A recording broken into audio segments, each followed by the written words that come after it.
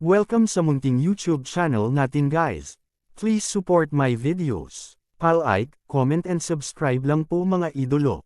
Maraming salamat po. Story Present, Myriad World Inventory Box. Kabanata 31. Gayunpaman, ayaw ni Joe Roland na maging maingay, ngunit may mga taong ayaw pabayaan ang bagay na ito. Nandito na pala ang dalawang dilag. Ang tagal kong mahanap ka. Sa oras na ito, narinig nila ang boses ng isang hooligan sa kanilang mga tainga. Lumingon sina Huang Feng at Guo Liang at nakita ang ilang kabataang nakatayo sa tabi nila. Ang kanilang mga mata ay nakatingin kay Joe Roland at Guo Mengan ng walang prinsipyo. Para naman kay Huang Feng at Guo Liang, automatiko nilang hindi pinansin ang mga ito. Sila na, bulong ni Joe Roland, sabi ni Huang Feng at Guo Liang. Beauty, give us some face and have to drink with us. After drinking, we can find a place to have some fun. Sabi ng binata na pinuno. Magpapakasaya ako. Hinampas ni Guo Liang ang mesa at tumayo. Bagamat wala silang masyadong tao gaya ng kabilang partido, nanliligaw ang kabilang partido sa kanyang babae sa kanyang harapan. Kung wala siyang sinabi, hindi siya lalaki. Gayunpaman, nang marinig ng mga taong iyon ang mga salita ni Guo Liang, agad na nagbago ang kanilang mga mukha. Malungkot ang kanilang mga mukha, at wala na ang mga dati nilang ngiti. F***sick, boy, hinahanap mo ba si kamatayan? Paano mo kakausapin ng ganyan ang kuya-kuya natin? Mag-ingat ka o tuturuan kita ng leksyon. Gusto ng big chicken bro natin ang girlfriend mo.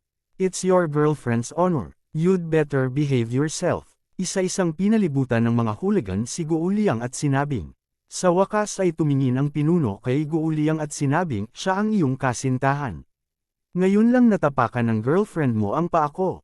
Ngayon gusto ko siyang kunin at hayaan siyang uminom kasama ko bilang paghingi ng tawad. Wala kang pakialam, tama. Panipi. Pagkatapos sabihin iyon, tinitigan niya ng mabuti si Guo Liang, at bakas ng puot ang sumilay sa kanyang mga mata. Obvious naman na gusto mo kaming I-take advantage. Sa oras na ito, itinuro ni Guo Mengan ang mga kabataang ito at malakas na sinabi. Medyo namumula pa ang mukha niya, pero matapang pa rin siyang tumayo. Nagliwanag ang mga mata ng Big Chicken Bro nang makita niya si Guo Mengan.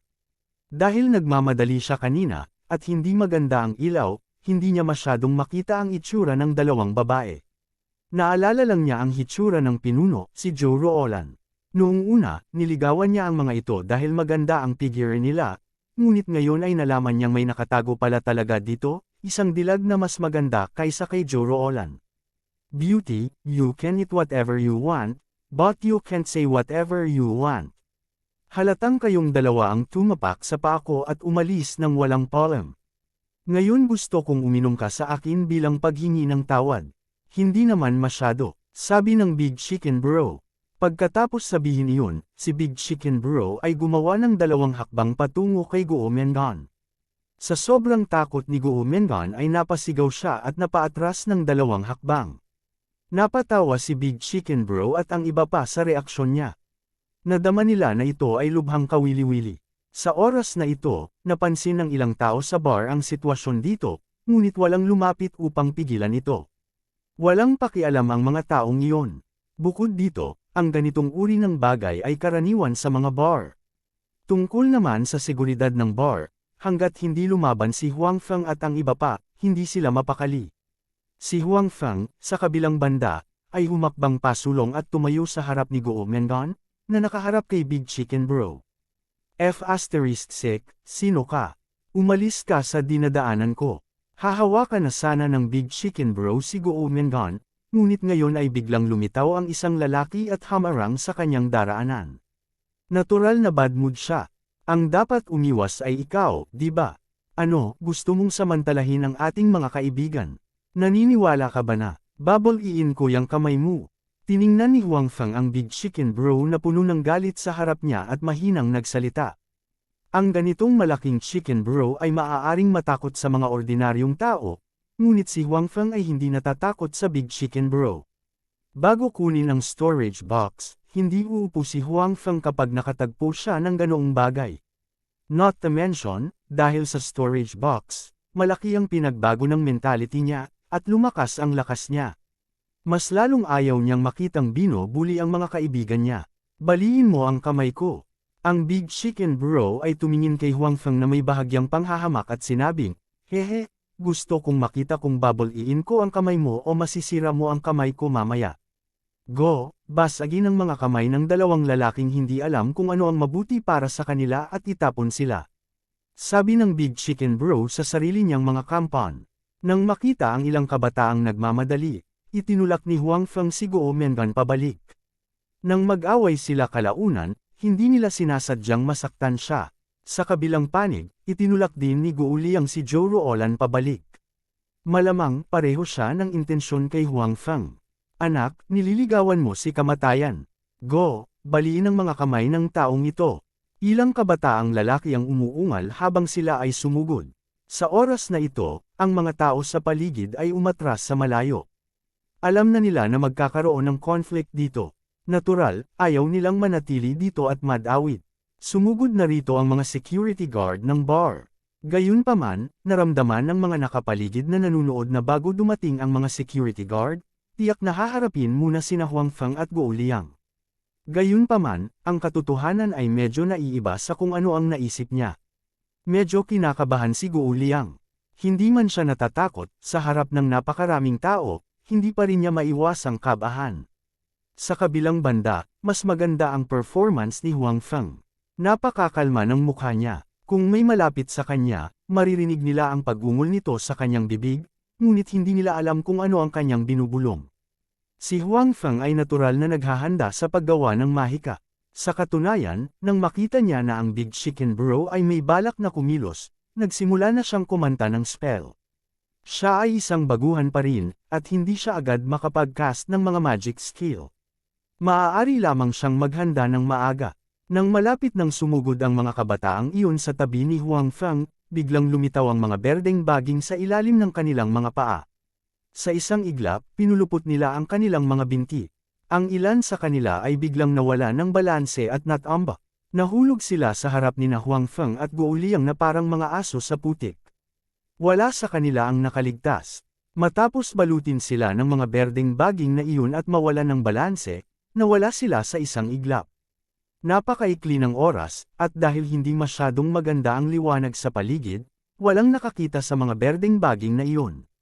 Ginamit ni Huang Feng ang pangunahing kasanayan ng elemento ng kahoy, coil. Dahil ang panimulang aklat ng pagmumuni-muni ay isang pangunahing aklat lamang, walang malalim na salamangka dito. Gayunpaman, mayroong isang pangunahing kasanayan na naitala sa bawat elemento. Ito ay gagamitin pagkatapos magising ang talento ng mahika ng isang tao upang matukoy kung anong elemento ang isang salamangkero. Ngayon, si Huang Feng ang nakinabang dito. Sunod-sunod na hiyawan. Hindi naman mabagal ang takbo nila. Ngayong bigla silang nawala ng balanse at bumagsak sa lupa, lahat sila ay bumagsak ng husto. Ang ilan sa kanila ay nabasag pa ang kanilang mga bibig, na nag-iwan ng maraming dugo sa lupa. Kabanata 32, Big Chicken Bro, mukhang hindi maganda ang kalagayan ng mga kampan. Bakit hindi sila makalakad ng tuloy-tuloy? Hindi ba sila kumain? O gusto nilang yumuko at humingi ng tawad sa atin? Tumingin si Huang Feng kay Big Chicken Bro na medyo nagulat. F***, ano bang nangyayari sa inyo? Bilasan mo at bumangon ka. Ito ay F***sting nakakahiya. Hindi pinansin ni Big Chicken Bro si Huang Feng at sinigawan ang kanyang mga kampan. Pakiramdam niya ay nawalan siya ng mukha. Ang mga kilos ng kanyang mga kampan ngayon ay nakita ng mga tao sa paligid. Nakaturo sa kanila ang mga nanunood. Dahil sa pakiramdam na ito, hindi komportable si Big Chicken Bro. Naghiyawan at nagkatinginan ang mga kampan ni Big Chicken Bro. Puno ng curiosity ang mga mata nila. Bagamat hindi maisip ng iilan sa kanila kung ano ang nangyari at may ilang pagdududa tungkol kay Huang Feng, malakas na sumisigaw si Big Chicken Bro sa likod nila. Kaya lang nilang tiisin ang sakit sa kanilang mga bibig at bumangon, naghahanda para tapusin ang pag-atake na hindi pa nila natapos ngayon. Sa oras na ito, ilang tao na ang nakarating sa gilid ni Huang Feng. Walang nangyari sa kanilang mga paa. Isa-isa silang ngumisi at ikinaway ang kanilang mga kamao kina Huang Feng at Guo Liang. Itinaas ni Guo Liang ang kanyang mga kamao at handa ng tamaan ang kabilang partido. Gayunpaman, ang ilang mga tao ay naaksidente muli. Nang handa na silang tamaan sina Huang Feng at Guo Liang, bigla nilang nalaman na madilim ang kanilang mga mata. Wala silang makita. Sino ang nagpatay ng ilaw? Bakit walang makita ang mata ko? Ako rin. Ano bang nangyayari? Bakit wala tayong makita? Naghiyawan ang ilang tao sa gulat. Bagamat nakarating na sila sa gilid ni Huang Feng at Guo Liang, dahil sa biglang dilim sa harapan nila, natarante sila at biglaang lumingon. Ngayon, hindi nila alam kung nasaan si Huang Feng at ang iba pa. Lalong lumakas ang tawanan ng mga nakapaligid na nanunood. Bagamat ang ilaw dito ay hindi masyadong maliwanag, walang problema sa nakikitang mga bagay ng malinaw. Gayunpaman, sumigaw talaga ang mga kampa ni Big Chicken Bro na wala silang makita. Kung isang tao lang, ayos lang. Baka bigla siyang nagkaproblema sa mata. Gayunpaman, ang ilang mga tao ay sumigaw ng sabay-sabay. Medyo nakakatawa iyon. Ang mga taong ito ba ay inanyayahan ng mga unggoy upang pagtawanan sila? Kanina lang siya natamba ng walang dahilan, tapos ngayon bigla na lang sumigaw na bulag siya. Ito ay talagang kawili-wili. Napakakulimlim ng mukha ni Big Chicken Bro na malapit ng tumulo ng tubig. Siyempre, hindi siya naniniwala na bigla na lang mawawala ang mga nasasakupan niya. Pagkatapos ng lahat, ito ay walang kahulugan. Gayunpaman, hindi rin niya maintindihan kung bakit ganito ang ugali nila. Nakakahiya lang sa kanya, bakit niya dinala ang grupong ito ng mga idiotic underlings. Go, pumunta kayong lahat. Sigaw ni Kuya Big Chicken. Gayunpaman, halatang wala sa mood ang kanyang mga kampan na makinig sa kanya dahil sa mga oras na ito, tuluyan na silang nawala ng direksyon. Hindi nila alam kung saan sila nakaharap, at hindi pa nakakabawi ang kanilang paningin. Mula sa mga salita ng mga tao sa kanilang paligid, alam nilang walang pagkawala ng kuryente sa labas, ngunit wala silang makita ngayon. Nangangahulugan lamang ito na may mali sa kanilang mga mata. Ano pang hinihintay mo? Sabi ni Huang Feng kay Guo Liang, natulala pa rin. Pagkatapos sabihin iyon, kumakbang pasulong si Huang Feng at sinipa ang isa sa mga tao, dahilan para bumagsak ito sa lupa. Nagising si Guo Liang sa oras na ito. Natulala talaga siya sa mga bagay na nasa harapan niya. Sa simula, ang mga taong iyon ay dumating upang bugbugin siya sa isang mabangis na mukha. Dahil dito, bigla silang natamba sa harapan niya, tapos bigla silang sumigaw na wala silang makita. Isa-isa silang nagkagulo. Hindi niya alam kung ano ang iniisip ng mga lalaking ito. Madalas ba silang nakakatawa? Gayunpaman, tama si Huang Feng. Hindi ngayon ang oras para masindak. Hindi mahalaga kung bakit ganito ang mga taong ito, dumating sila upang talunin siya. Walang duda tungkol dito. Kaya, bakit siya dapat maging magalang sa kanila? Kaya, si Guo Liang ay umabant din ng 2 hakbang at madaling sinipa ang isa sa kanila sa lupa. Pagkatapos, itinaas nila ni Huang Feng ang kanilang mga paa at sinipa ang ibang tao sa lupa. Siyempre, handa si Huang Feng para sa ganoong sitwasyon. Kung tutuusin, siya ang naging dahilan ng ganitong sitwasyon. Matapos matripan ng mga ito, hindi na niya itinuloy ang paggamit ng Wood Element Magic. Sa halip, lumipat siya sa Dark Element Magic, Dark Mantle. Dark Mantle, pangunahing Dark Magic. Maaari itong gumuhit ng liwanag sa isang lugar, na nagiging dahilan upang ang lugar ay nasa estado ng ganap na kadiliman. Ang ganap na kadiliman ay nangangahulugan na kahit anong liwanag ang pumasok, ito ay lalamunan. Ang mga taong ito ay nasa lugar na ito ngayon, kaya natural, wala silang makita. Gayunpaman, ang kasanayang ito ay isang pangunahing kasanayan pagkatapos ng lahat. Wala itong anumang lakas sa pag-atake, at ang tagal ay hindi nagtagal. Sa makatuwid, hindi na makapaghintay si Huang Feng na gumaling ang mga taong ito bago siya magsimula. Hoy, nakikita ko. Matapos masipa sa lupa, may sumigaw sa gulat. Oo, ito ay isang sorpresa. Sa oras na ito, wala silang pakialam sa sakit ng kanilang katawan. Masarap sa pakiramdam na mabawi ang kanilang paningin. Nakikita ko rin. Ang galing, hindi pala ako bulag. Hindi ako bulag, hindi rin ako bulag.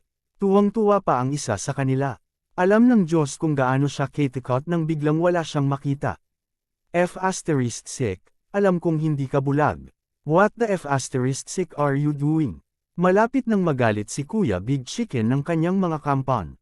Sino ang hindi nakakaalam na hindi sila bulag? Bulag man sila, imposibleng magkasabay ang marami sa kanila. Iniwan ba ng mga lalaking ito ang kanilang utak sa bahay noong lumabas sila ngayon? Gayunpaman, pagkatapos marinig ang mga salita ni Brother Big Chicken, tumingin sila kina Huang Feng at Guo Liang, at bakas ng takot ang sumilay sa kanilang mga mata. Hinala nila na may kaugnayan sa dalawang taong ito ang insidente. Bagamat hindi nila alam kung ano ang nangyayari, malamang na ang dalawang taong ito ang gumagawa. Kung hindi, bakit hindi ito nangyari kung karaniwan nilang binubuli ang iba? Kuya Big Chicken, bakit hindi na lang natin hayaan? Sa oras na ito, matapang na sinabi ng isa sa mga underlang kay Big Chicken Bro. Ayaw na talaga nilang harapin sina Huang Feng at Guo Liang dahil may kakaiba sa kanilang dalawa. Galit na si Kuya Big Chicken dahil sa paulit-ulit na ginagawang kalokohan ng kanyang mga kampon. Ngayon, pagkatapos marinig ni Kuya Big Chicken ang mga salita ng kasambahay, hindi niya napigil ang bigyan siya ng isang sampal. Walang kwentang basura. Ang dami mong tao, ni hindi ka man lang naglakas loob na makipaglaban sa kanilang dalawa. Bakit kita iingatan? Galit na sabi ni Kuya Big Chicken. Yan, Kuya Big Chicken, di ba? Parang hindi masyadong masunurin sa'yo ang mga kampon mo. Gusto mo bang subukan mo mismo? Tiningnan ni Huang Feng ang galit na Kuya Big Chicken at sinabi. With magic skills in hand, hindi siya natatakot sa mga lalaking ito. Kabanata 33. Hindi ako naniniwala. Habang nagsasalita si Big Chicken Bro, hahakbang na sana siya. Big Chicken Bro, calm down, calm down. Kakaiba tong dalawang to. Kalimutan na lang natin to. Sa oras na ito, hinayla ng isang matapat na tagasunod ang Big Chicken Bro sa isang tabi at hinikayat siya. Gayunpaman, ang kanyang dissuasion ay halatang walang silbi. Originally, dahil sa clumsy performance ng kanyang followers, pinagtatawanan na siya ng mga tao sa paligid niya. Ngayong siya ay binubuli ni Huang Feng, natural na hindi niya ito matiis. Siya, si Big Chicken Bro, ay isang gangster. Sino sa lugar na ito ang hindi nakakaalam ng pangalan ng Big Chicken Bro? Kung hindi niya kayang turuan ng leksyon si Huang Feng sa harap ng lahat ngayon, saan niya ilalagay ang kanyang mukha? Sila ay mga gangster, at ang pinakamahalaga ay ang kanilang mukha. What's weird about it? Go, all of you. I'm telling you, kung sino man sa inyo ang bumagsak ng bola ngayon, huwag mong sisihin ang Big Chicken Bro ko sa pagtalikod sa iyo. Tumingin si Big Chicken Bro sa kanyang mga tagasunod na may malungkot na mukha at sinabi. Nagkatinginan ng mga alipors, pagkatapos ay nag-ipon ng kanilang lakas ng loob at naghanda na humakbang muli. Bagamat kakaiba si Huang Feng at ang isa pang lalaki, tila wala silang anumang kabagsikan. Gayunpaman, iba ang Big Chicken Bro. Kanina pa nila siya sinusundan kaya natural na alam nila kung anong klaseng tao siya. Kung tatalikuran niya sila, magkakagulo silang lahat. Tumingin si Huang Feng kay Big Chicken Bro at ang iba pang naglalakad palapit sa kanya na may mabangis na ekspresyon. Bakas sa mukha niya ang malabong pang-aalipusta. Ang nakaraang 2 beses, siya ay isang baguhan pa lamang, sinusubukan ang kapangyarihan ng mahika. Matapos gamitin ito ng 2 beses, lumalim ang kanyang pagkaunawa sa mahika. Ang mga taong ito ay hindi mabubuting tao, kaya hindi niya naisip na turuan sila ng leksyon. Muling gumalaw ang mga labi ni Huang Feng, at dahan-daw ang lumamig ang simoy ng hangin sa kanyang kamay. Nang lalapit na sa kanya si Big Chicken Bro at ang iba pa ay itinulak niya ng bahagya ang palad niya. Gayunpaman, ang paggalaw ay napakabanayad pa rin, at walang sinuman sa paligid ang nakakita nito. Pagkatapos, nabuo ang basic wind magic, wind blade, at mabilis na tinangay patungo kay Big Chicken Bro at sa iba pa. Hindi huminto ang mga galaw ni Huang Feng. Ilang sunod-sunod na wind blades ang kanyang pinakawalan, at ang pinuntirya ay ang baywang ni Big Chicken Bro at ng iba pa. Kung makikita ng mga tao sa kontinente ng Chanshuan ang mga galaw ni Huang Feng, tiyak na magugulat sila at tatawagan siyang henyo. Ito ay dahil sa kontinente ng Chanshuan, ang mga matataas na antas at maging ang mga top-notch na mage lamang ang makakapaglabas ng magic kaagad. Kung gusto ng iba na ilabas ang parehong magic ng tuloy-tuloy, magkakaroon ng gap. Bagamat si Huang Feng ay hindi nakapagbigay ng mahika kaagad, nagawa niyang mag-cast ng parehong mahika ng tuloy-tuloy. Hanggat mayroon siyang mana sa kanyang katawan, patuloy niyang magagawa ang parehong magic. Gayunpaman, halatang hindi alam ito ni Huang Feng. Nanghihinayang pa rin siya na hindi niya mailabas agad ang magic. Sa ganoong paraan, magiging mas mabilis ang kanyang mga galaw, at magiging mas malakas ang kanyang lakas sa pakikipaglaban. Ngunit ngayon, ang patuloy na paggamit ng parehong mahika ay normal sa kanyang mga mata. Kung tutuusin, may magic pa rin siya sa katawan.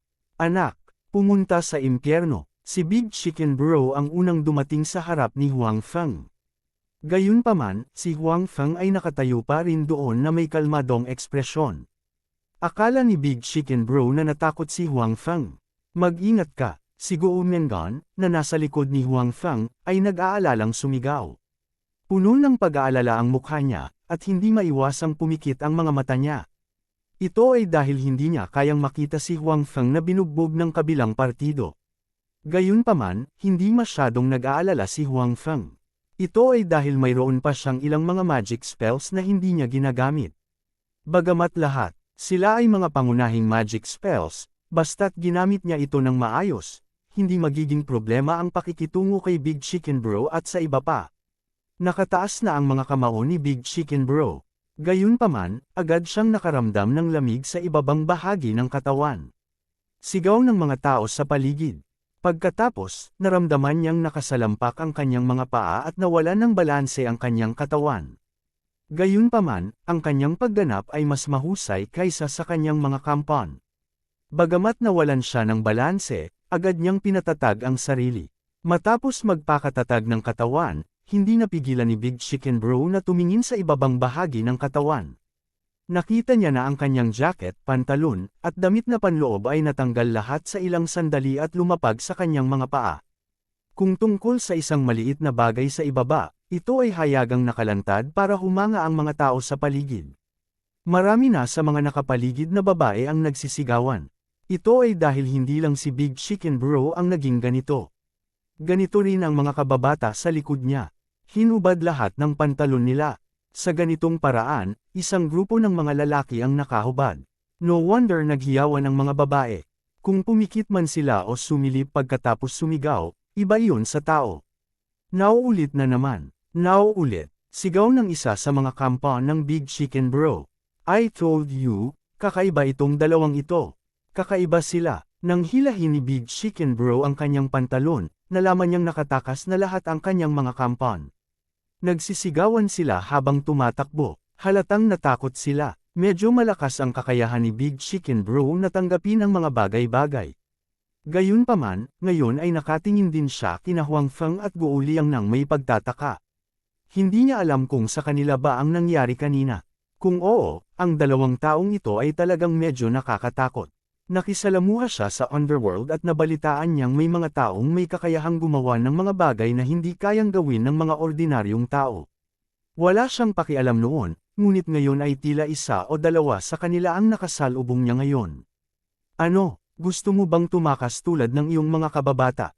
Nakita ni Huang Feng na ang mukha ni Big Chicken Bro ay may balak na umatras, kaya humakbang siya at sinabi. Tiningnan ni Big Chicken Bro si Huang Feng na may kawalang katiyakan. Ngayon parang kung ang insidente kanina ay ginawa talaga ng kabilang partido, dapat itong taong ito. Bakas sa mukha niya ang kaba. Obviously, hindi siya ang may gawa nun. Anong gusto mo? Tanong ni Big Chicken Bro sa malalim na boses. Anong ibig mong sabihin? Anong gusto ko? Di ba may gusto ka lang gawin sa amin? Sabi ni Huang Feng. Hindi siya natatakot na magalit ang kabilang partido.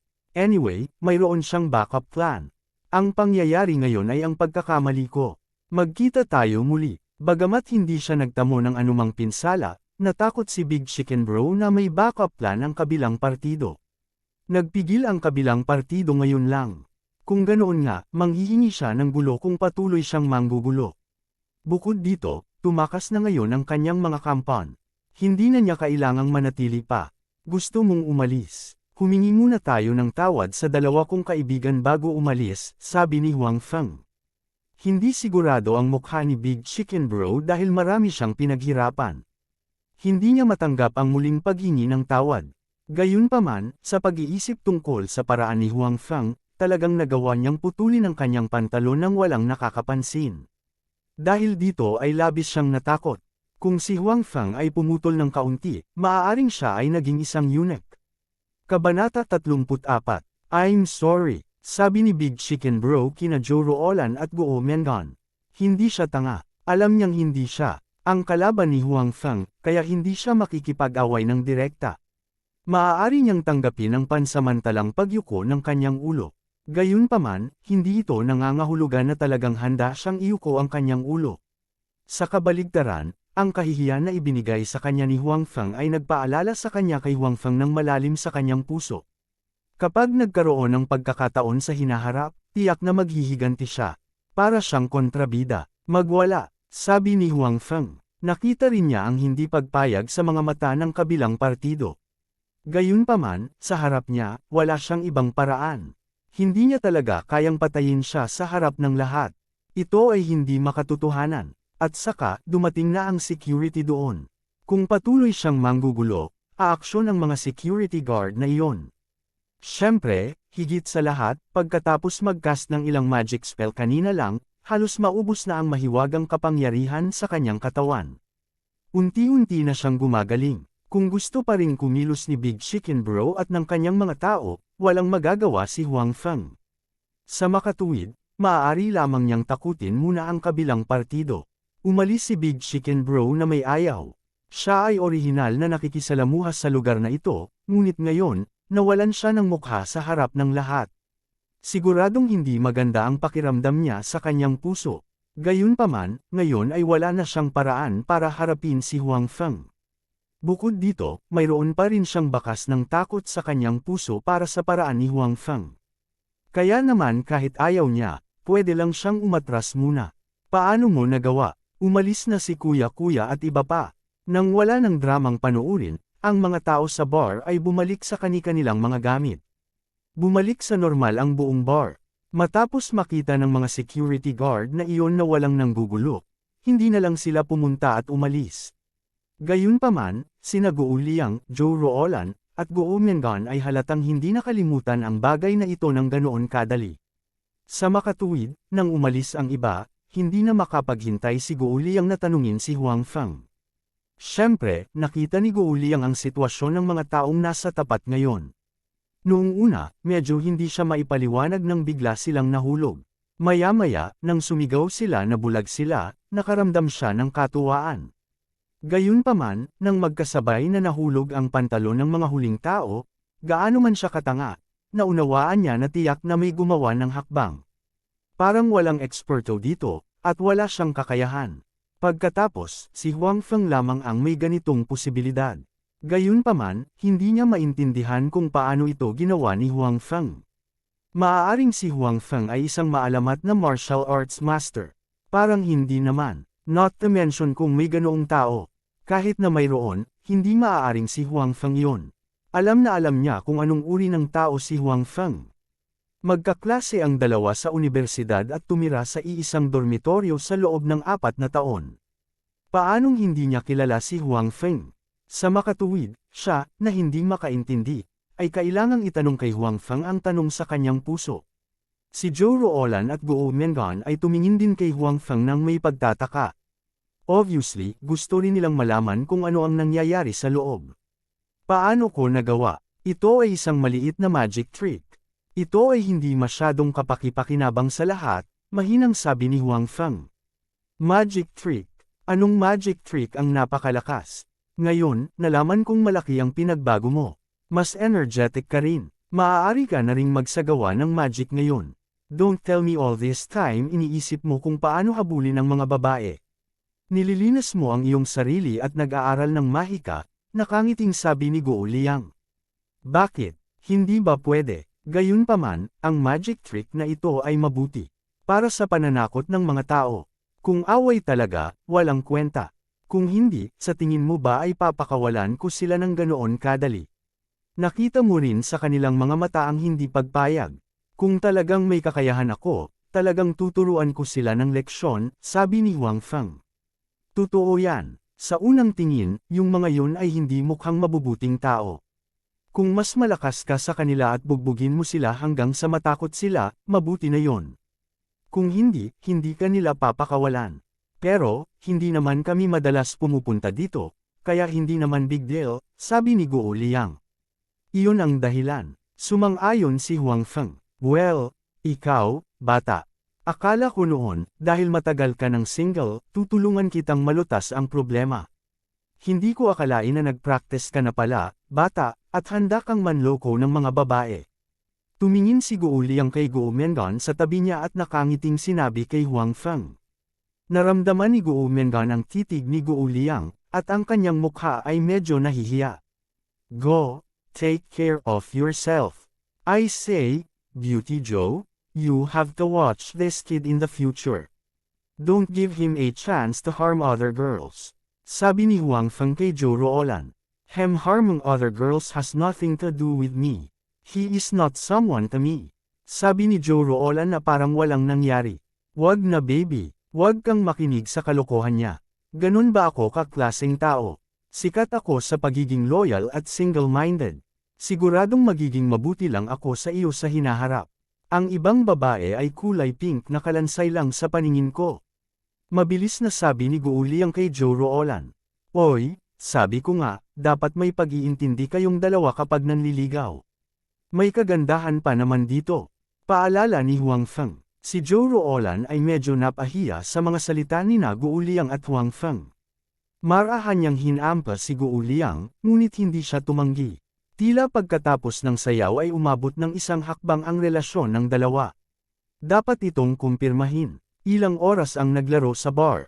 Dahil kailangan nilang pumasok sa trabaho kinabukasan, handa na silang bumalik. Frenzy, bibigyan kita ng pagkakataon. Ibalik mo si Beauty Guo. Sa labas ng bar, sinabi ni Guo Liang kay Huang Feng. No need. Kaya kung bumalik mag-isa, sabi ni Guo Mengan. Gusto mo bang pabalikan si Beauty Joe? Natatakot ka ba na maistorbo kita? Sabihin mo lang. Nakangiting sabi ni Huang Feng kay Guo Liang. Pagkatapos noon, lumingon siya kay Guo Mengan at sinabing, gabi na. Hindi komportable na maging babae ka. Pababalaikan kita, pero wala akong sasakyan.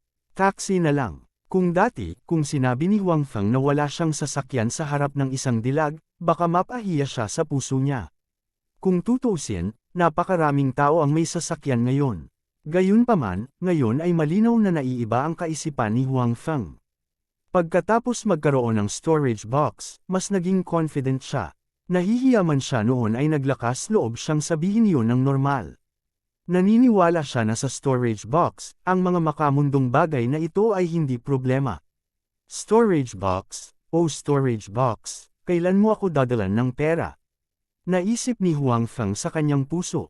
Ang ilang bagay na dinala sa kanya ng storage box ay talagang kapaki-pakinabang, ngunit hindi nito mababago ang kanyang kasalukuyang sitwasyon. Kailangan pa niyang magsisiksikan sa bus para pumasok sa trabaho araw-araw. Kailangan pa niyang sumakay ng taxi para pabalaikan ang isang dilag. Matapos bumalik sa gabi, maaari lamang siyang tumira sa isang inuupahang silid na ilang metro kwadrado. Walang nagbago. Kabanata 35. Okay, naisip ito ni Guo Mengan at sinabi. Pagkatapos noon, umalis si Guo Liang kasama si Zhou Ruolan. Gayunpaman, nang umalis siya, kumandat siya kay Huang Feng. Tila, gusto niyang ipaalala sa kanya na samantalahin ang pagkakataon. Tara na rin, sabi ni Huang Feng kay Guo Mengan. Malumanay na tugon ni Guo Mengan. Sa kotse, parehong nakaupo sina Huang Feng at Guo Mengan sa likurang upuan. Tumingin si Guo Mengan kay Huang Feng at nagtanong, Kuya Huang, hindi pa kita tinatanong. Ano ang ginagawa mo? Maliit lang akong security guard. Casual na sabi ni Huang Feng. Ang kanyang kasalukuyang estado ng pag-iisip ay napakabuti, at hindi siya magkakaroon ng anumang mga saloobin ng kababaan. Bukod dito, ang kanyang kasalukuyang trabaho ay talagang maganda. Gayunpaman, pagkatapos magsalita ni Huang Feng, nakita niya ang pang-aalipusta sa mukha ng driver sa pamamagitan ng rearview mirror sa kotse. Tinatayang ang iniisip ngayon ng driver ay, isang Polaka na gustong kumain ng karne ng sisig. Pagkatapos ng lahat, si Guo Mengan ay napakaganda. Bagamat mukhang medyo ugali si Huang Feng, isa lamang siyang maliit na security guard. Paano siya magiging karapat-dapat sa isang kagandahang tulad ni Guo Mengan? Walang pakialam si Huang Feng. Daan lang siya. Hindi na niya kailangang makisali sa kabilang partido. Security guard.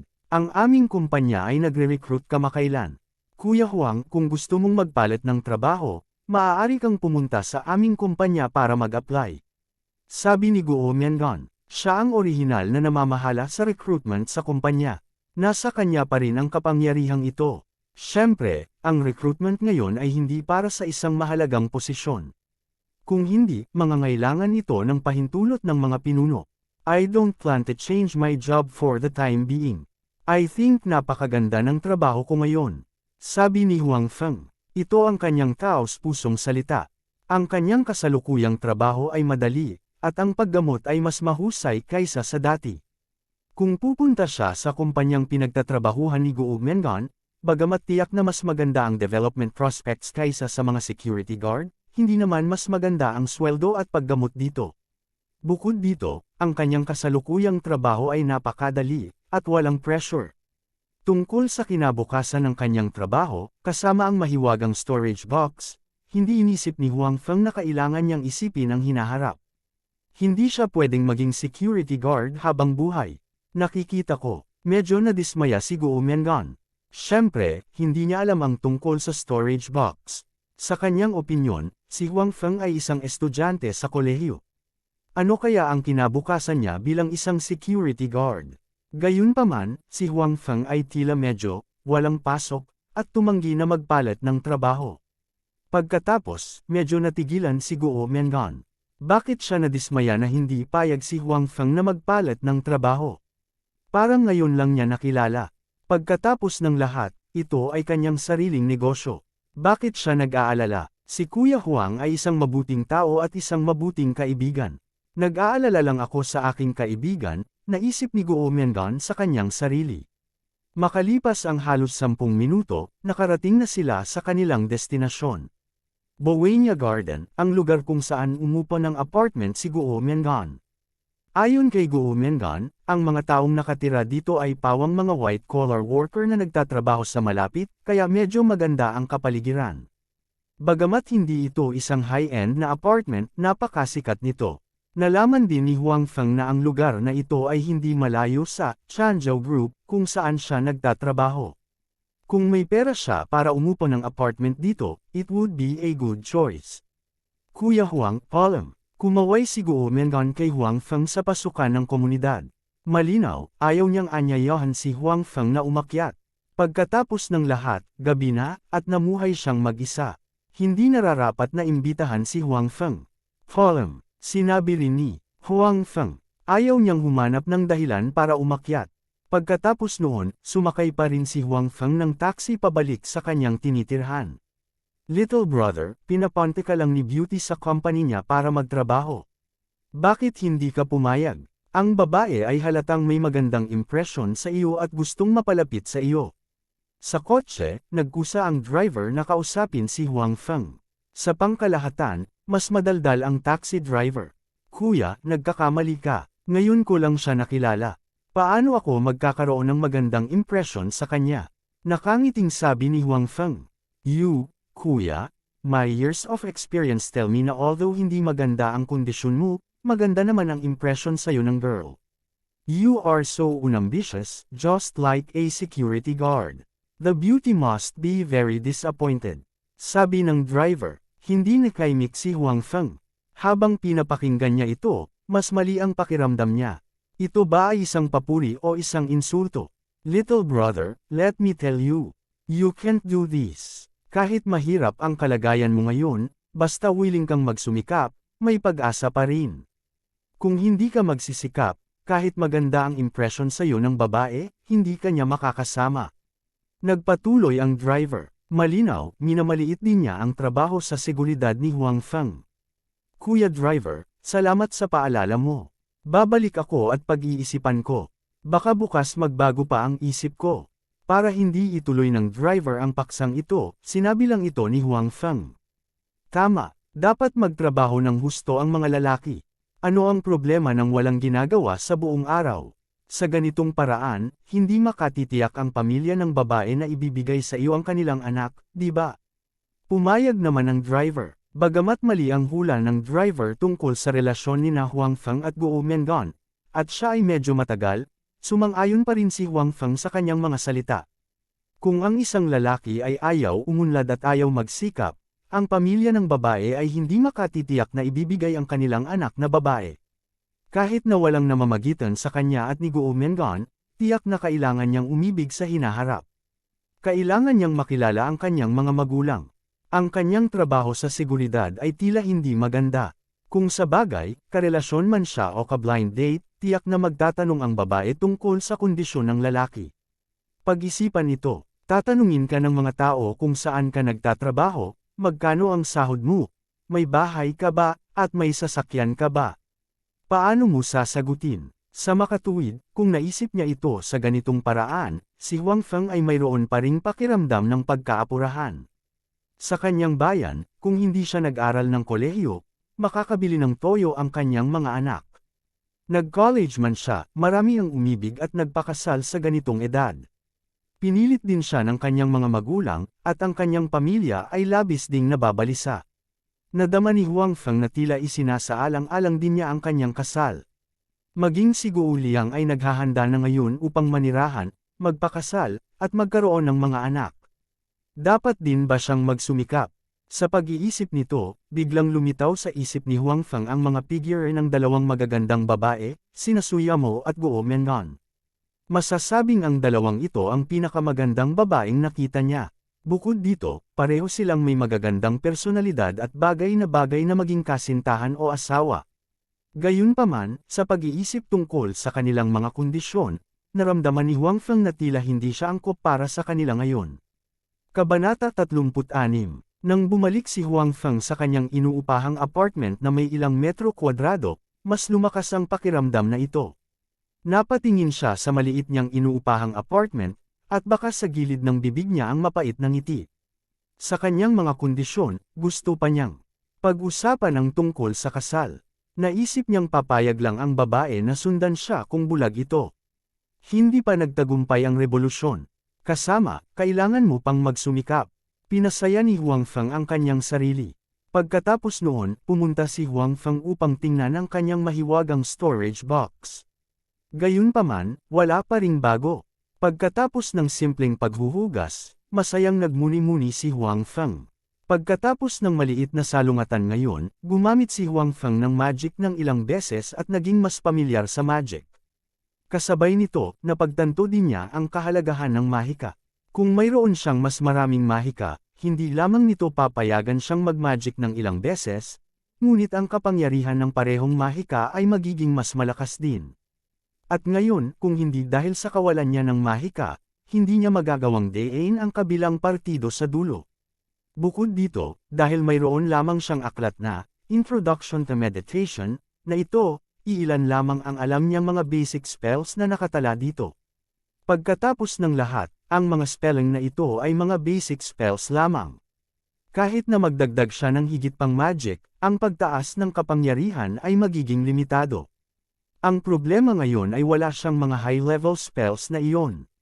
Walang mga magic na kasanayan sa Earth sa unang lugar.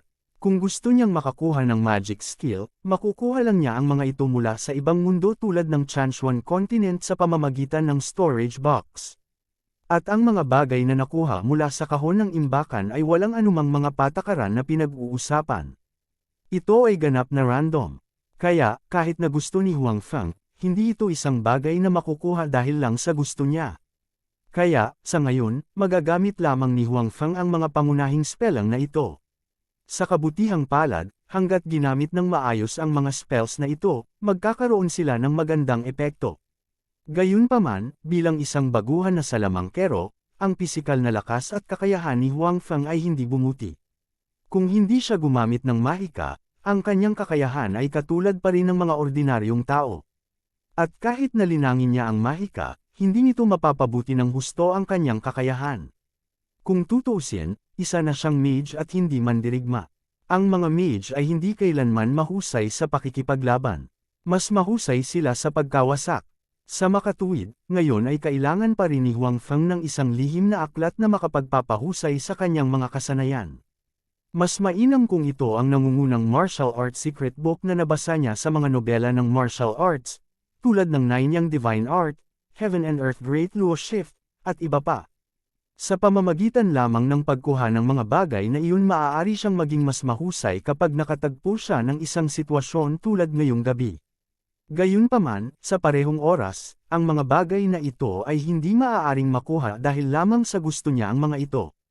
Sa kabutihang palad, ang magandang bagay tungkol sa storage box ay ang mga bagay na nakuha nito ay ganap na random. Hindi dahil sa mas maganda ang item, mas mahirap makuha, at mas masahol pa ang item, mas madali itong makuha. Ito ay puro swerte. Iba ito sa paglalaro. Siguro ang kanyang kapalaran ay mabuti, at ang susunod na bagay na nakuha niya ay ang kanyang pinakamahusay na item. Siyempre, posible rin na hindi niya ito makuha. Sa madaling salita, lahat ay posible. Dahil hindi kay Huang Feng ang nakuha niya, ayaw niyang maglaan ng masyadong maraming oras para dito. Ang magagawa niya ay maglagay ng maraming uri hanggat maaari sa storage box. Sa ganitong paraan, magkakaroon ng mas maraming pagpipilian sa storage box.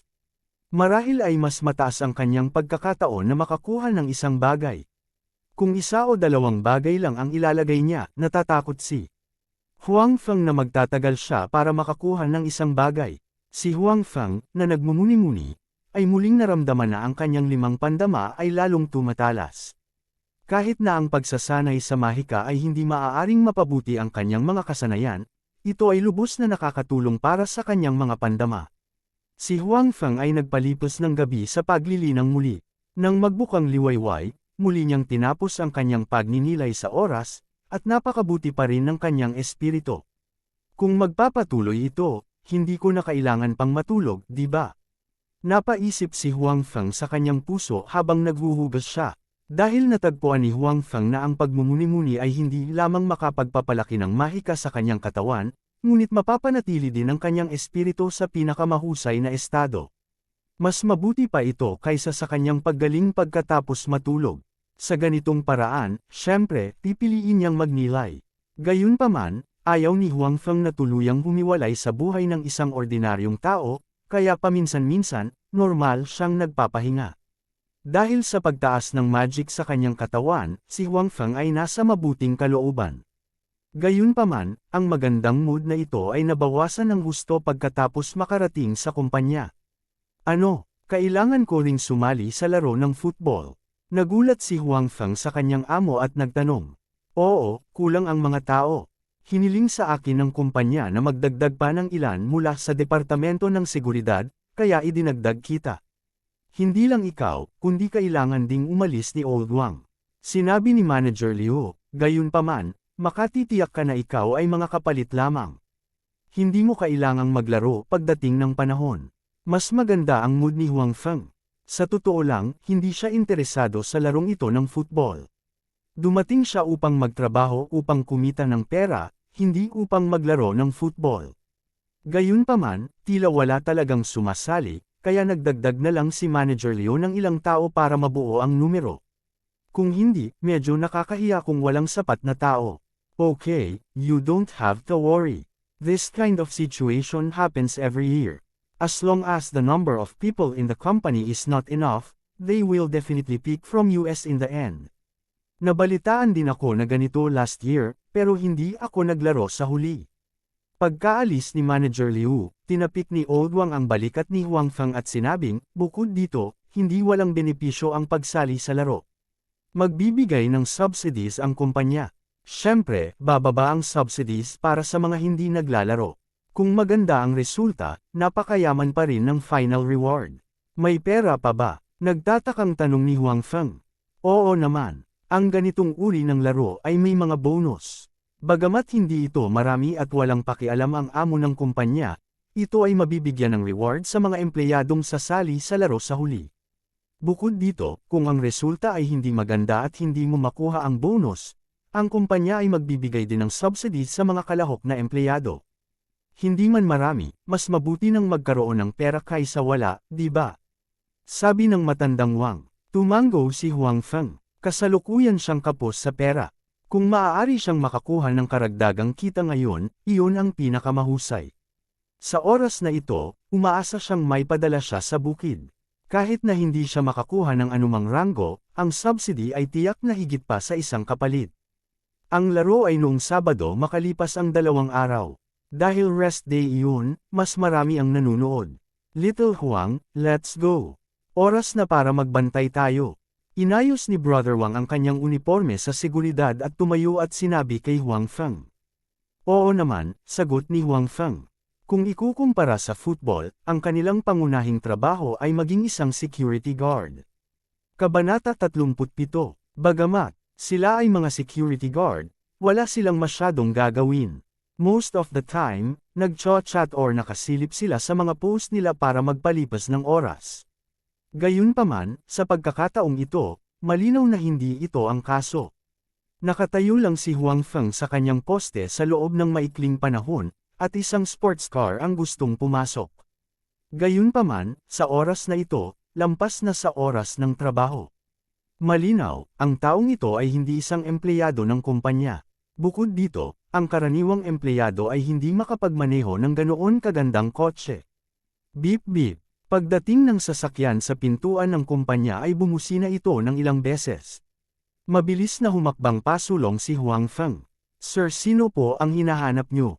Tanong ni Huang Feng. Ibinaba ang bintana ng sports car, at lumitaw ang isang binata na may sunglasses sa mukha. Hindi siya tumingin kay Huang Feng at sinabing, buksan mo ako. I'm sorry, sir, kailangan munang magparehistro ng mga foreign vehicles. Magalang na sabi ni Huang Feng. Magwala ka. Hindi niya inaasahan na ang pagiging magalang ni Huang Feng ay ipagpalit sa masasamang salita ng kabilang partido. I asked you to open the door. Bakit ang dami mong sinasabi? Muling sinulyapan ni Huang Feng ang sasakyan ng kabilang partido at kinumpirma na hindi talaga ito ang kotse ng kanyang kumpanya, kaya't muli niyang sinabi, Sir, kailangang magparehistro muna ang mga dayuhang sasakyan. Mangyaring bumaba at magparehistro. Sa pagkakataong ito, mas mahigpit ang tono ni Huang Feng. Sa oras na ito, sa wakas ay lumingon ang binata para tingnan si Huang Feng. Itinulak niya ang kanyang salaming pang-araw sa kanyang noo at tumingin kay Huang Feng ng masama. Bingi ka ba? Hiniling kong buksan mo ang pinto. Hindi mo ba ako narinig? Panipi, kapag hindi ka nagparehistro, hindi ko bubuksan ang pinto. Sabi ni Huang Feng sa matigas na tono. Bagamat nakita niya ang sasakyan ng kabilang partido, alam niyang dapat ay isang mayamang tao ang kabilang partido. Gayunpaman, dahil nagtrabaho siya sa posisyong ito at natanggap ang sweldong ito, dapat niyang seryosohin ang kanyang trabaho. Mabuti, napakagaling mo, brat, dapat bago ka lang dito. Maraming beses na akong nakapunta dito, at ito ang unang pagkakataon na napatigil ako at hiniling na magparehistro. Brat, siguradong may lakas ka ng loob. Hindi mo na gusto ang trabahong ito, hindi ba? Napatingin ang binata kay Huang Feng. Ito ang aming kahilingan. Mangyaring makipagtulungan sa amin, giit ni Huang Feng. Hindi alam ng binata kung ano ang gagawin kay Huang Feng. Hindi niya inaasahan na hindi matatakot si Huang Feng sa kanyang banta. Gayunpaman, imposible para sa kanya na bumaba sa kotse upang magparehistro. Hindi ba't nangangahulugan iyon na natatakot siya kay Huang Feng? Maghintay ka lang. Sinabi ng binata kay Huang Feng, pagkatapos ay kinuha ang kanyang telepono at nag-dial ng numero. Walang pakialam si Huang Feng sa kanya.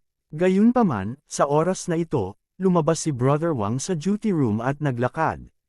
Obviously, nakita niya ang nangyari sa pinto. Young Master Tung, nandito ka na. Pagbuksan kita ng pinto, sabi ni Brother Wang sa binata na nasa kotse pagdating niya sa tabi nila. Puno ng mapagpakumbabang mga ngiti ang kanyang mukha. Gayunpaman, hindi siya pinansin ng binata at nasa telepono pa rin. Medyo nahihiya ang mukha ni Brother Wang, ngunit lumingon siya kay Huang Feng at sinabing, anong ginagawa mo? Bilasan mo at buksan mo ang pinto para kay Brother Huang. No need. Maghihintay ako dito. Sa oras na ito, natapos na ng binata ang tawag sa telepono at tumingin kay Huang Feng. Kalmado ang mukha ni Huang Feng, ngunit ang mukha ni Brother Wang ay kinakabahan na may kaunting pagkabalisa. Young Master Tung, you see, it's a hot day. Kailangan mong magbabad sa araw sa labas. Pumasok muna tayo. Sino ka? Anong kinalaman mo? Umalis ka nga sa harapan ko. Hindi pinahahalagahan ng binata ang kabaitan ni Brother Wang. Hindi nagtagal, isang pamilyar na figure ang lumabas sa gusali at sumugod dito. Ang amo ni Li Lin, si Manager Liu. Xiao Liu, medyo may kakayahan ng mga security guard dito. Naglakas loob pa silang ihinto ang sasakyan ko. Ano ang ibig mong sabihin dito? Tumakbo lang si Manager Liu. Bago pa siya makahinga, nanguna na ang binata para humingi ng tawad. Malinaw na mas bata siya kay Manager Liu, ngunit tinawag niya si Manager Liu na Little Liu. Young Master Tong, pasensya na. Tingnan mo ito, si Little Huang ay isang bagong dating. Hindi niya alam ang mga patakaran at hindi pa niya nakikita si Young Master Tong. Ikaw ay isang mapagbigay na tao. Huwag mong ibaba ang iyong sarili sa kanyang antas. Kasalanan namin ang lahat. Bubuksan ko kaagad ang pinto para sa iyo. Humingi ng tawad si Manager Liu at pinagalitan si Huang Feng, bilasan mo at humingi ng tawad kay Young Master Tong. Manager Liu, wala akong ginawang mali. Bakit ako hihingi ng tawad? Originally outsider's car siya. Kung hindi siya magparehistro, syempre, hindi ko siya mabitawan, ani Huang Feng. Well, you have guts. Kung hindi ka lumuhad at magmakaawa sa akin ngayon, hindi kita bibitawan. Nagalit si Young Master Tong dahil sa mga salita ni Huang Feng. Hindi niya inaasahan na hindi siya bibigyan ni Huang Feng ng mukha. Labis na siyang nalungkot na napatigil siya ng ganoon katagal. Ngayon, ganoon pa rin ang ugali ni Huang Feng. Kakaiba kung maganda ang mood niya. Kaya naman, ayaw niyang bitawan ng madali si Huang Feng. Little Huang, anong pinagsasabi mo? Sino si Young Master Tong? Kailangan ba niyang magparehistro pagdating sa kumpanya natin? Madalas siyang pumupunta dito. Bago ka lang kaya hindi mo alam. Sinabi ni Manager Liu kay Huang Feng. Well, don't say so much to him. Today, I will let you know na hindi lahat mapipigilan ako, sabi ni Young Master Tong kay Manager Liu. Pagkatapos, tumingin siya kay Huang Feng, munting Huang Feng, humanda ka sa pag-impake at lumabas. Sino ang gustong mag-impake ng mga tauhan ko at lumabas? Biglang tumunog ang boses ni Suyamo. Lumingon si Huang Feng at ang iba pa. Hindi nila alam kung kailan nagmaneho si Suyamo papunta sa pinto. Gayunpaman, lalabas siya, hindi papasok, kaya hindi nila napansin noon. Yamo, matapos makita si Suyamo, nagbago ng 180 degrees ang ekspresyon sa mukha ni Young Master Tong. Puno siya ng saya. Sa pagkakataong ito, hindi na niya kailangan na tawagan siya ni Huang Feng. Nagkusa siyang bumaba ng sasakyan. Kumuha siya ng bouquet ng bulaklak sa passenger seat at naglakad papunta sa kotse ni Suyamo. Sa oras na ito, ang pinto ay binuksan ni Manager Liu. Young Master Tong, mangyaring tawagin ako sa aking buong pangalan. Si Suyamo ay nasa kotse pa rin. Wala siyang balak lumabas. Walang ekspresyon ang mukha niya, at hindi siya masyadong masigla. Hindi ba masyadong malayo kung tatawagan kita sa buong pangalan mo? Yamo, ito ay isang bouquet of roses para sa iyo. Casual na tumingin si Young Master Tong kay Suyamo. Young Master Tong, hindi tayo ganoon ka-close. At saka, ilang beses ko nang sinabi na hindi ko tatanggapin ang bouquet mo. Walang magawang sabi ni Suyamo habang nakatingin kay Young Master Tong sa harap niya. Matagal na niya itong hinahabol at malinaw na tinanggihan siya nito. Gayunpaman, ang lalaking ito ay madalas pa ring kumakatok sa kanyang pinto. Young Master Tong, ako na ang bahala sa mga tauhan ko. Hindi mo kailangang mag-alala tungkol dito, sabi ni Suyamo kay Young Master Tong. Kabanata 38, natigilan si Young Master Tong. Pagkatapos, napagtanto niya na si Suyamo ay nagsasalita tungkol kay Huang Feng. Parang ngayon lang niya narinig lahat ng sinabi niya. Yamo, I'm doing this for the good of your company. How could your security guard be so unappreciative? Buti na lang at pinigilan niya ako ngayon. Kung pinigilan niya ang isang malaking kliyente na pumasok, ito ay masama para sa iyong kumpanya, sabi ni Young Master Tong. Sa palagay ko wala siyang ginawang mali. Ang patakaran ng kumpanya na ang isang dayuhang sasakyan ay kailangang magparehistro bago pumasok sa kumpanya. Si Huang Feng ay sumusunod lamang sa mga patakaran. Kung pupunta ka upang magparehistro, hindi ako naniniwala na pipigilan kanya sa pagpasok, sabi ni Suyamo. Kailangan ko pa bang magrehistro? Ako ay nakapunta dito ng higit sa isang beses. Pamilyar kami sa isa't isa, sabi ni Young Master Tong. Huang Feng ba ang tawag sa lalaking iyon? Panipi, kailangan mong magrehistro ng higit sa isang beses. Kung tutuusin, hindi ka empleyado ng kumpanya namin. May gagawin pa ako, kaya hindi kita maaaring samahan. Ayaw magbigay ng mukha ni Suyamo sa kanya. Huang Feng, halika rito sandali. Kailangan kong lumabas para ayusin ang ilang bagay. Ikaw ang nagmaneho sa akin. Sigaw ni Suyamo kay Huang Feng. Pagkatapos, nagkusa siyang bumaba ng sasakyan at pumunta sa passenger seat. Yamo, gusto mo siyang mag-drive. Hayaan mo akong gawin ito. Anyway, wala naman akong gagawin ngayong araw. Ako ang magiging full-time driver mo. Mabilis na nagboluntaryo si Young Master Tong. Hindi kita guguluhin, Young Master Tong. Lumapit si Huang Feng sa gilid ng kotse at sinabi kay Young Master Tong. Ikaw, mas mabuting huwag kang mahulog sa mga kamay ko. Hindi ako naniniwala na mapoprotektahan ka ni Suyamo magpakailanman. Nakita ni Young Master Tong si Suyamo na papasok sa front passenger seat. Pagkatapos, lumapit siya kay Huang Feng at sinabi sa tonong nagbabantang. Young Master Tong, hindi mo kailangang mag-alala tungkol dyan. Direktang umupo si Huang Feng sa driver's seat. Pagkatapos, nagulat siyang tumingin kay Young Master Tong at sinabing, Young Master Tong, bakit nasusunog ang iyong pantalon? Nasusunog ba ang iyong telepono? Tingnan mo, dapat ay isa kang mahalagang tao. Paano mo magagamit ang gayong delikadong telepono? Nang marinig ang mga salita ni Huang Feng, nagmamadaling tiningnan ni Young Master Tong ang kanyang pantalon. Gaya ng inaasahan, may nakita siyang maliit na apoy sa kanyang bulsa. Hindi man ito gaanong kalakihan, nasusunog nga ang kanyang pantalon. F***, anong F*** ang nangyayari? Bagamat hindi alam ni Young Master Tong kung ano ang nangyari, likas niyang naisip na nasusunog ang kanyang telepono dahil sa mga salita ni Huang Feng.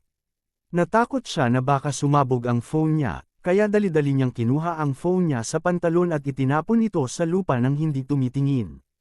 Nasira ang limited edition na telepono, at nagkalat ang mga bahagi nito sa lupa. Walang makapagsabi kung ang telepono ba ang nasusunog o hindi. Tulungan mo ako. Tulungan mo akong patayin ang apoy. Natakot si Young Master Tong kaya napasigaw siya ng labis. Nagmamadaling dumating sina Manager Liu at Brother Wang upang patayin ang apoy. Maging si Suyamo, na nakaupo sa front passenger seat, ay tumangala. Gayunpaman, ayaw niyang bumaba ng sasakyan. President Su, sit tight. I'm going to start the car. Sabi ni Huang Feng sa mahinang boses. Pagkatapos, pinaandar niya ang sasakyan at pinaandar ito palabas ng kumpanya nang hindi tumitingin kay Young Master Tong at sa iba pang nasa labas. Walang oras si Young Master Tong para alalahanin sina Huang Feng at Suyamo sa sandaling ito. Abala siya sa pag-apulan ng apoy. Siya ay nag-aalala na ang maliit na apoy ay masunog siya hanggang sa mamatay. Gayunpaman, ang kanyang pag-aalala ay hindi kailangan. Ito ay napakaliit na apoy, at pinaalalahanan siya ni Huang Feng sa tamang panahon. Walang oras para masunog ito. Paanong may mangyari dito? Gayunpaman, halatang hindi yun naisip ng mahiyain na si Young Master Tong. Ang apoy ay malinaw na pinatay ni Huang Feng. Noong ginamit niya ang fireball skill, walang nakakita. Bagamat hindi niya direktang matamaan si Young Master Tong dahil sa kanyang tungkulin, nagalit si Huang Feng na siya ay isinumpa at pinagbantaan ni Young Master Tong. Kaya naman, hindi niya naisip na turuan siya ng leksyon. Kilala mo ba kung sino siya? Sa kotse, nagkusa si Suyamo na magtanong. WHO, you mean Young Master Tong? Hindi ko alam, matapat na sabi ni Huang Feng. Siya ang nag-iisang anak ni Tong Chenjun, ang pinakamayamang tao sa Qing Province. Tong Zian ang pangalan niya. Hindi nagulat si Suyamo sa sagot ni Huang Feng.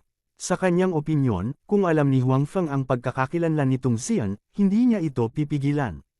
Katulad ni na Brother Wang at Manager Liu, mambola lang niya si Tong Zian. Pagkatapos ng lahat, ang ama ni Tong Zian ay hindi lamang ang pinakamayamang tao sa lalawigan ng Qing, ngunit mayroon ding mga koneksyon sa maraming opisyal. Malaki ang timbang niya sa Qing Province. Ang pag-offend sa kanya ay walang maidudulot na mabuti. Oh, mahinahong sabi ni Huang Feng. Hindi pa niya narinig ang tungkol kay Tung Zian, ngunit marami na siyang narinig tungkol kay Tung Chenjun. Pagkatapos ng lahat, si Tung Chenjun ang pinakamayamang tao sa Qing Province sa loob ng maraming taon. Gayunpaman, ang kanyang reputasyon ay hindi masyadong maganda. Usap-usapan na noong bata pa siya, umasa siya sa muling pagbebenta ng mga bagay-bagay para kumita. Ang kanyang mga kamay ay hindi masyadong malinis. Nang maglaon, gumamit siya ng ilang mga underhanded na pamamaraan upang makakuha ng ilang kumpanya. Gayunpaman, nabalitaan na marami sa kanyang mga pamamaraan ay hindi marangal, at siya rin ay mabisyo at walang awa.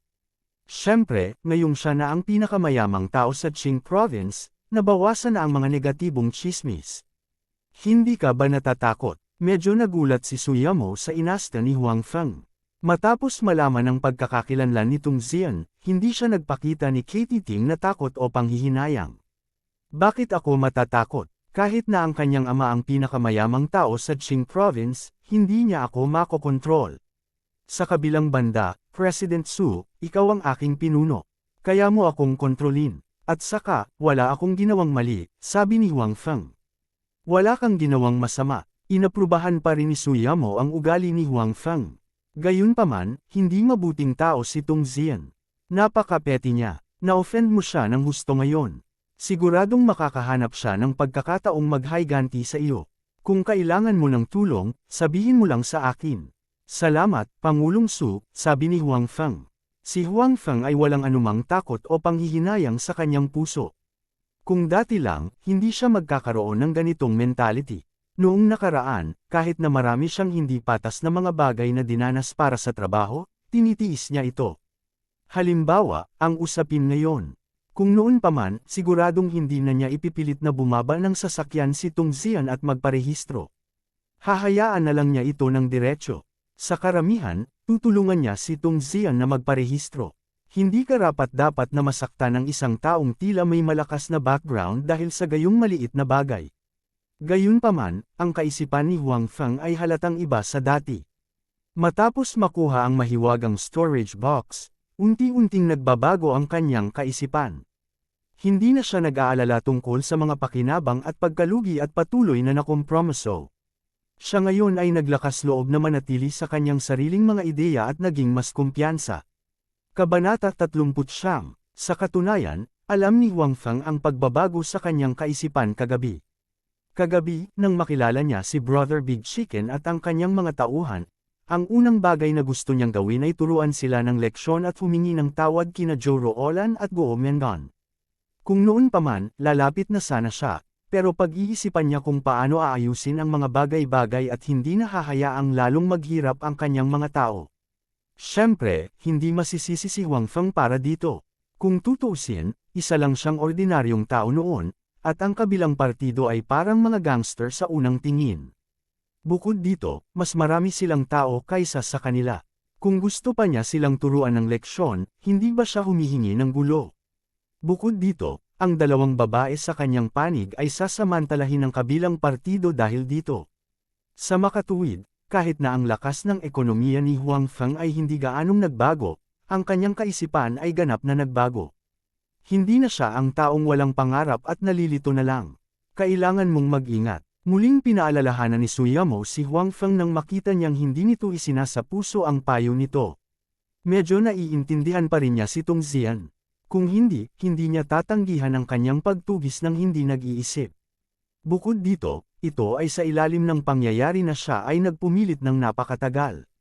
Alam ko, salamat, President Su, taos-pusong sabi ni Huang Feng. Nararamdaman niya na talagang nagmamalasakit si Suyamo sa kanya, na natural na nagpapasalamat sa kanya. Si Suyamo ay lumabas ngayon upang makipagkita sa isang kliyente, at si Huang Feng ay hindi sumama sa kanya. Gayunpaman, nakikita ni Huang Feng na nakasimangot si Suyamo. Kasabay ng insidente sa entrance ng pabrika noon, naramdaman ni Huang Feng na maaaring nagkaroon ng problema kamakailan si Suyamo o Changzhou Group. Tungkol sa mga problema ng kumpanya, si Huang Feng ay napaka-curious pa rin.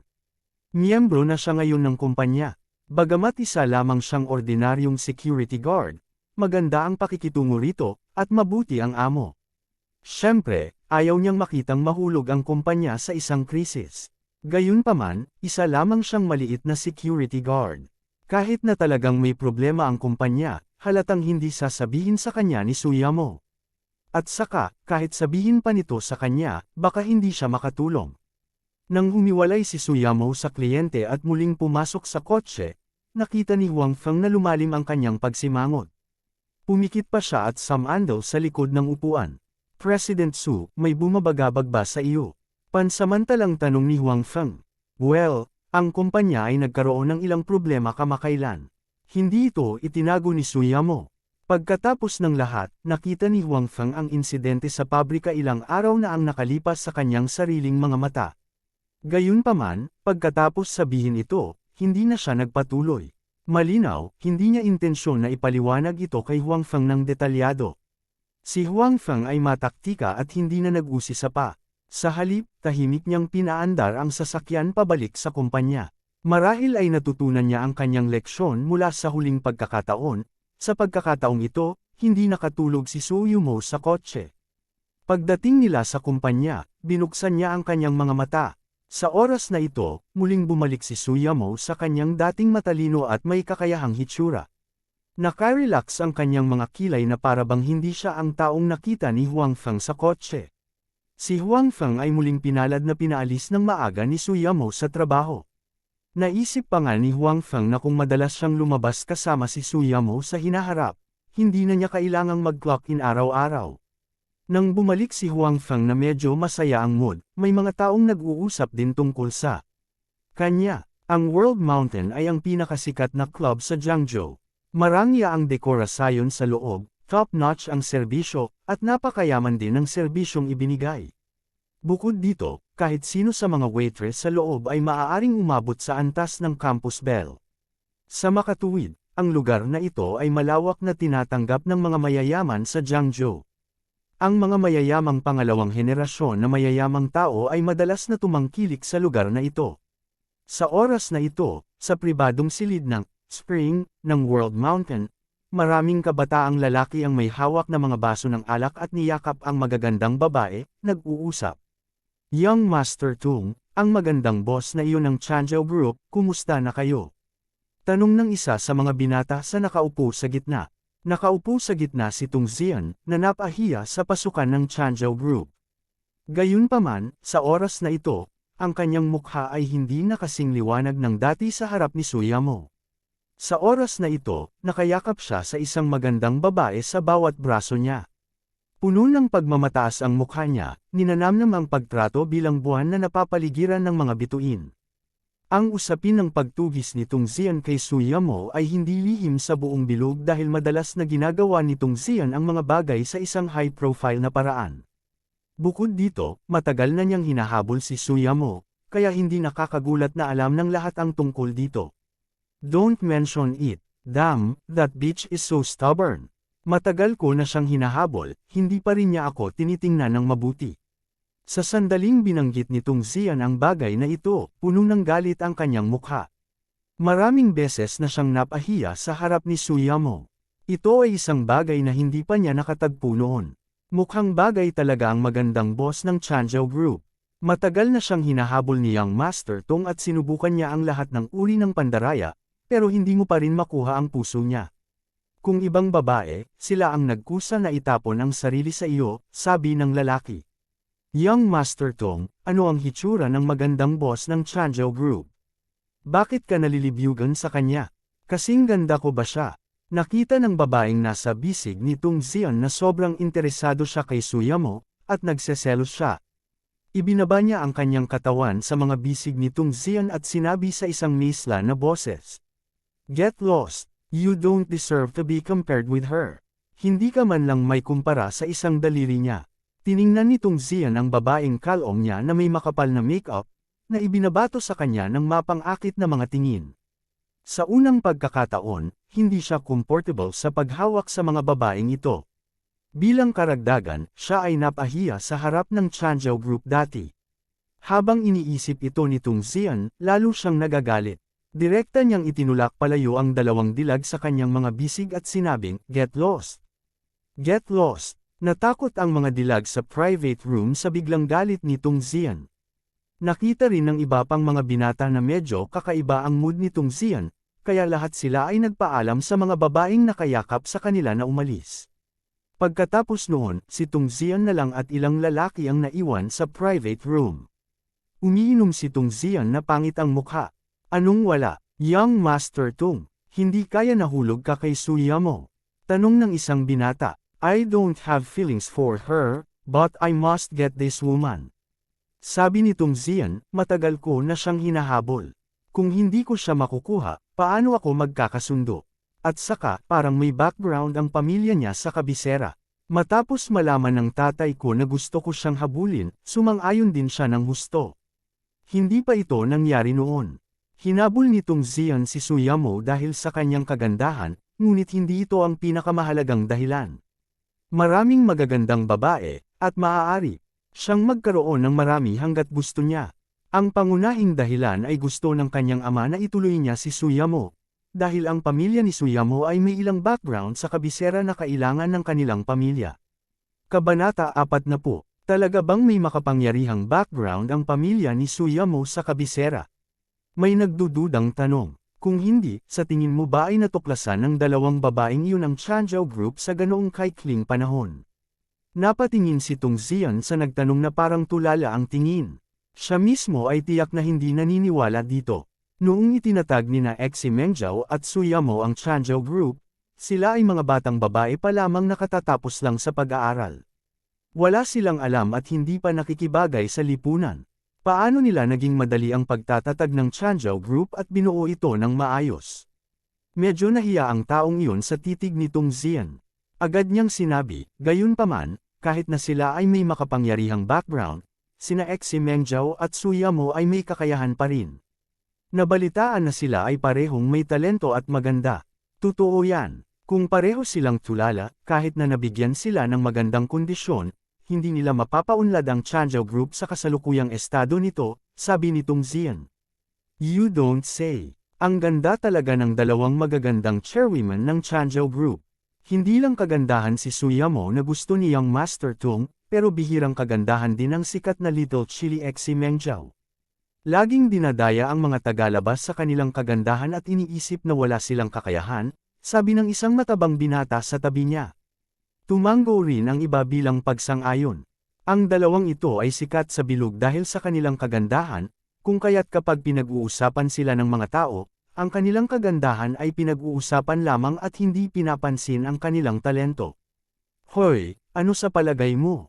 Dapat susundan ni Young Master Tung si Suyamo, at dapat kong susundan si Xi Mengzhou, biglang sabi ni Fatso. Ikaw, yung iba nakatitig kay Fatso na dilat ang mga mata. Then, one of them said, kung hindi ka natatakot na mapilayan ka niya, then go ahead. Susuportahan ka namin. Tama, hindi mo ba narinig na huling sinundan siya ng isang young master? Sinipa siya sa singit. Dahil dito, 2 linggo siyang nakahiga, sabi ng isa pang tao. Ang kabataang Fatso ay lumiit sa kanyang leeg at sinabing, kung gayon, papasa ako. Sa oras na ito, may nakapansin na umiinom pa si Tung Zian, kaya nagtanong siya, Mr. Tung, natalo ka na naman ba kay Suyamo ngayon? It's not a big deal na matalo sa harap niya. It's not the first time anyway. Sabi ni Tung Zian, ang ikinagagalit ko kasi nung pumunta ako sa kumpanya niya ngayon, hinarang ako ng security guard. Hindi ko alam kung may sakit ba yung security guard o wala, pero pinilit niyang bumaba ako ng kotse para magparehistro. Kung hindi, hindi niya ako pinapasok. Ang nakakainis pa, alam ng lalaki ang identity ko, pero hindi niya ako pinasok. Habang nagsasalita si Tung Zian, mas lalo siyang nagalit. Ito ang pinagmula ng kanyang galit ngayon.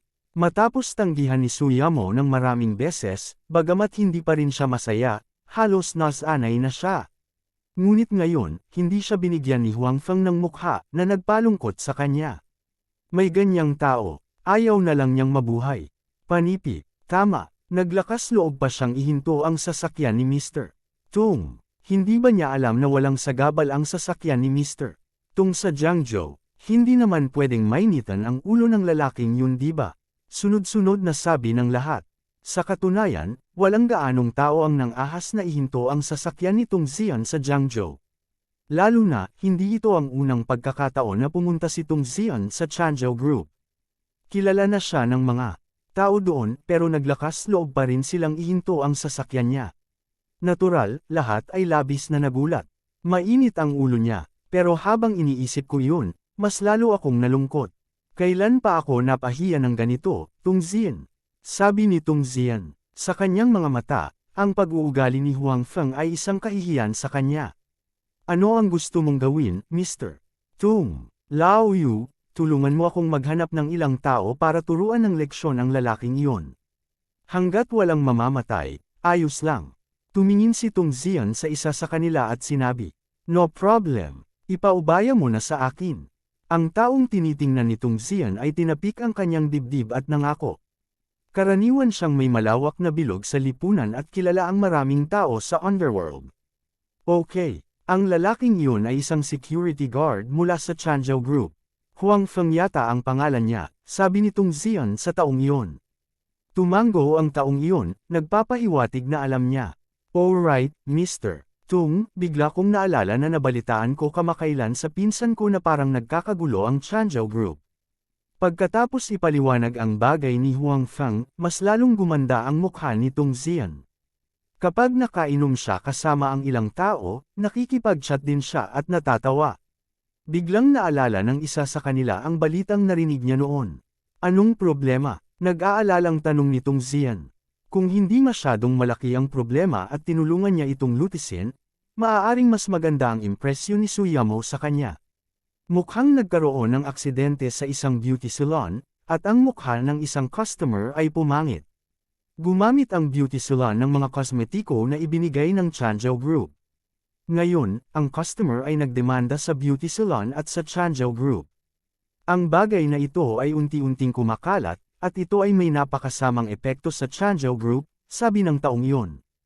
Obviously, may pagkaunawa siya sa bagay na ito. Iyon lang. Hindi ba customer lang? Bukod dito, ito ay pagpapapangit lamang, hindi kamatayan. Ano ang malaking bagay? Sa tingin ko, hindi dapat mahirapan para kina Xi Mengzhao at Suyamo na harapin ang ganitong uri ng bagay, casual na sabi ni Tung Zian. Kung ordinaryong tao ang customer, hindi magiging problema ang bagay na ito. Ang susi ay may ilang background ang customer, at ang susi ay tila nakipagkasundo ang kabilang partido sa Landau Group, nakakapasok lang sa Qing Province. Anuman ang mga kondisyon na inaalok ng beauty salon at ng Changzhou Group, hindi pumayag ang kabilang partido. Gusto lang nilang gumawa ng big deal dito, sabi ng taong iyon. Tumango si Tung Zian. Siyempre, narinig niya ang Landau Group. Ito ay isang malaking kumpanya na may ilang reputasyon sa mundo. Pagpasok nila sa Qing Province, nagsagawa pa sila ng cocktail party. Isinama pa siya ng kanyang ama para dumalo dito. Kasama ang Landau Group, hindi ganoon kadali para sa Changzhou Group na lutisin ang bagay na ito ng ganoon kadali. Halatang pinaghandaan ng kabilang partido. Medyo natakot si Tung Zian. Gustuhin man niyang tumulong ay tila wala siyang magawa. Pagkatapos ng lahat, ang kabilang partido ay isang multinational na kumpanya. Maging ang kanyang ama ay kailangang maging maingat sa pagharap sa kabilang partido. Sa kanyang puso, ayaw niyang masaktan ang mga big shot na iyon para kay Suyamo. Hindi siya pinayagan ng kanyang ama na lumaban sa kabilang partido. At saka, kahit na talagang makakatulong siya, maaaring hindi ito pahalagahan ni Suyamo. Ang babaeng ito ay mukhang hindi nakakapinsala, ngunit mayroon siyang sariling mga ideya. Kung hindi, hindi siya matatalo ng ganito katagal. Sa makatuwid, sa mga pagsasaalang-alang na ito, tinalikuran ni Tung Zian ang ideya ng pagtulong. Hindi na siya nagtanong pa tungkol sa bagay na ito.